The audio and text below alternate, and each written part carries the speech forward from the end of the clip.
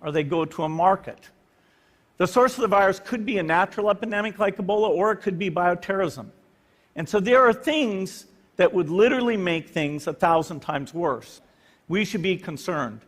But in fact, we can build a really good response system. We have the benefits of all the science and technology that we talk about here.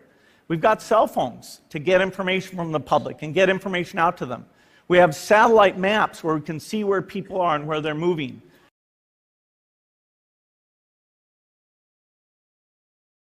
We have satellite maps where we can see where people are and where they're moving.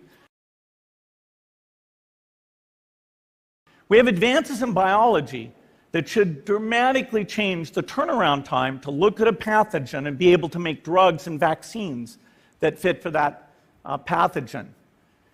So we can have tools, but those tools need to be put into an overall global health system. Two big pharmaceutical corporations, Merck & Company and GlaxoSmithKline, launched their commercially licensed preventive HPV vaccines in India in 2008. Gardasil by Merck and Cervarix by Glaxo claimed to help prevent cervical cancer. Their marketing was aggressive, and results were shocking. As part of clinical trials, 14,000 tribal girls were vaccinated in Khammam district of Andhra Pradesh, but 4 of them died within 6 months of the vaccination. Their deaths during clinical trials for HPV vaccines have raised serious issues about the efficacy, safety, and consent of the subject of these clinical experiments.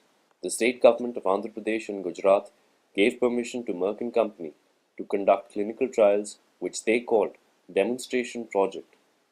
In the month of July 2009, Merck & Company, with the help of an international NGO based in the US called PATH, India Council of Medical Research, and local health workers, started these trials in Khammam.